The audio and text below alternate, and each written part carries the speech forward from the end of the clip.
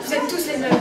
Vous m'envoyez vos atroces petites lettres qui me donnent l'impression que votre survie dépend de moi. Je vous fais venir ici, je prends le temps pour ça. Et une fois ici, vous restez collés à me mater comme des imbéciles. C'est pathétique.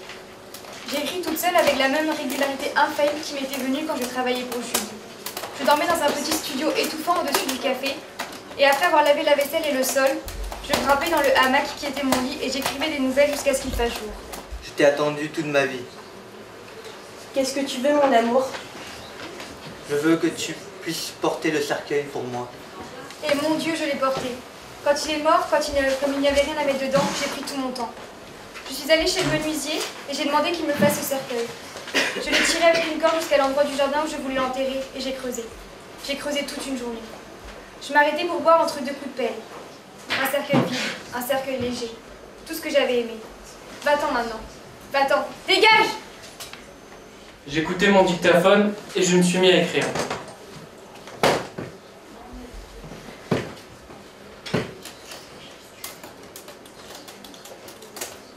Tu es à Paris, France, et c'est le mois de mai.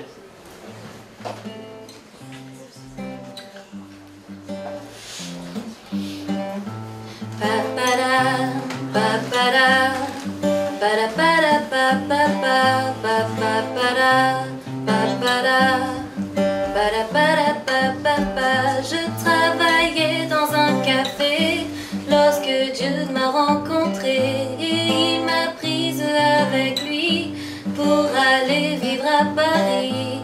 Avec lui j'ai vécu mieux que je ne l'aurais cru. Je me contentais d'écrire pour lui séduire. Après plusieurs poèmes, oh mon Dieu que l'on s'aime. Voilà. Tu voudrais pas travailler pour moi? Vous pouvez toujours courir. J'ai du travail, alors foutez-moi le camp. Qu'est-ce qui vous fait rire comme ça? Tu es dur, dur comme la terre. Et tu es rapide. J'aimerais que tu deviennes ma secrétaire. Vous proposez ça à tous les filles que vous croisez? Non. Grand bien vous fasse, mais j'ai des choses à faire.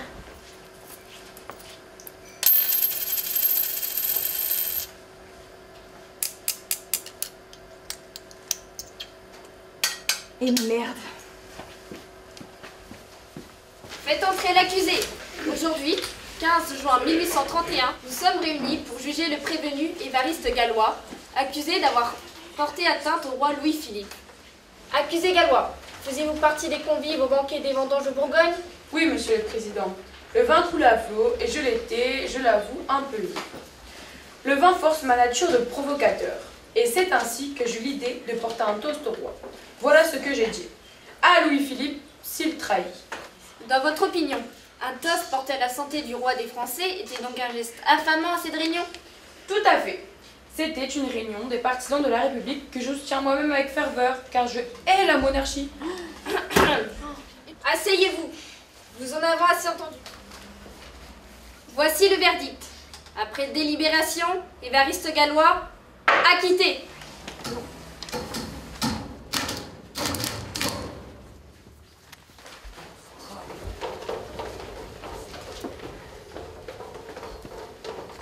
J'étais un boulet, dit Pascal. Un boulet de canon. Un illettré qui avait peur et faisait peur.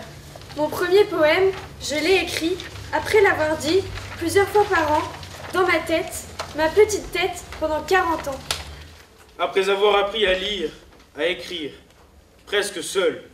En passant par des couleurs, elle tirait les mots derrière elle, comme le vent tire les nuages dans le ciel. Je voyais des mots.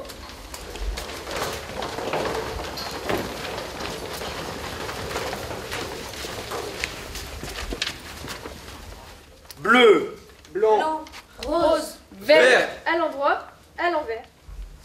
D'où vient ce petit garçon qui hurlait hier dans la classe et qui, aujourd'hui, se cherche des amis?